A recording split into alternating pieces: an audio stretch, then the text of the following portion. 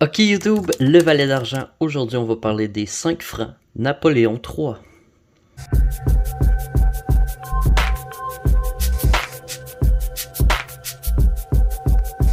Salut tout le monde, j'espère que vous allez bien.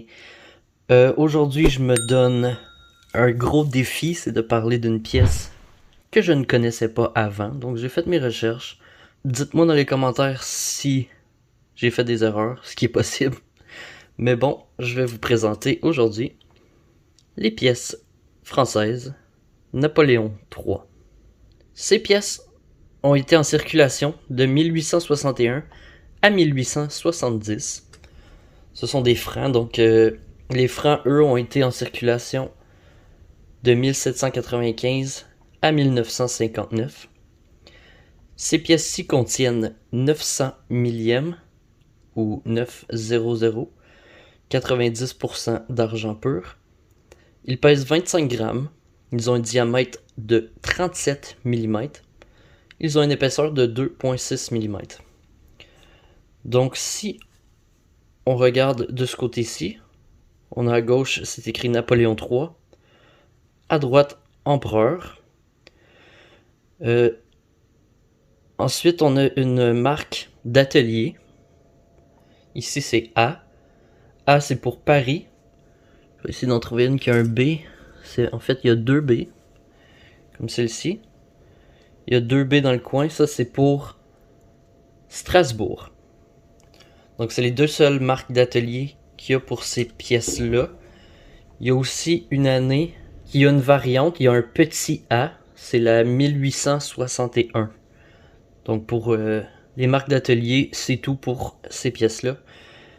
En bas ici, on voit la personne qui a gravé la pièce. C'est l'engraveur en chef de la monnaie de Paris, qui s'appelle Désiré Albert Barre. Son père était l'engraveur en chef avant lui. Il s'appelait Jean-Jacques Barre. Et par la suite, son frère Jean-Auguste Barre, qui était aussi l'engraveur en chef de la monnaie de Paris. Donc Barre, c'est assez commun de voir ça sur les pièces françaises. Donc en général, si ces pièces-là sont un peu usées, il y a certaines pièces qui valent leur pesant en argent. Comme par exemple la 1868 qui a été frappée à Strasbourg. Elle a été produite à 11 millions d'exemplaires. Donc c'est pas des pièces rares.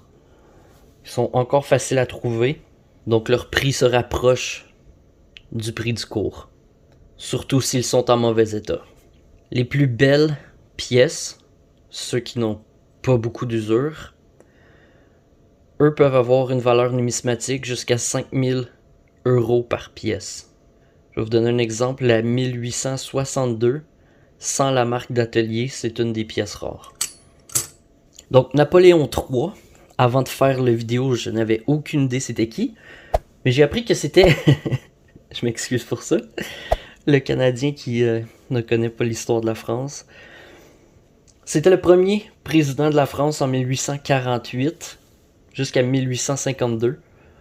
Par la suite, il est devenu l'empereur en 1852 jusqu'à 1870. C'est aussi le dernier monarque qui a régné sur la France. Donc Louis-Napoléon Bonaparte, j'ai vu un peu ton histoire, puis c'est spécial, toute la prison et tout ça. Bon, c'était très intéressant, mais ça a surtout fait des jolies pièces d'investissement. Ah oui, une dernière chose, la tranche, on peut lire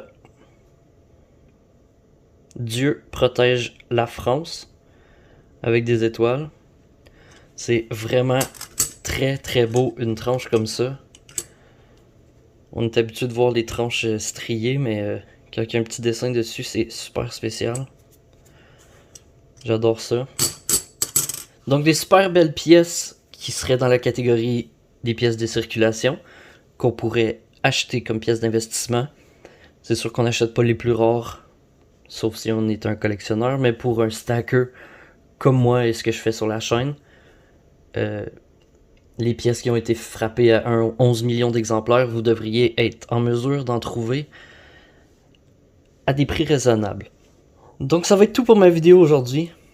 J'espère avoir bien montré les pièces de 5 francs Napoléon III. Si vous aimez que je présente les pièces françaises, dites-le dans les commentaires. Je vais essayer d'en faire d'autres. C'est sûr que c'est un peu plus dur pour moi de mettre la main sur des pièces françaises. Mais aussitôt que je vais réussir, je vais pouvoir faire une vidéo. Donc si ça vous intéresse d'en avoir plus, je vais apprendre votre histoire et je vais essayer de vous faire des beaux vidéos. Donc, comme j'ai dit, ça va être tout pour ma vidéo. Laissez-moi un petit like. Abonnez-vous si ce n'est pas déjà fait. Et on se voit pour la prochaine vidéo. Salut!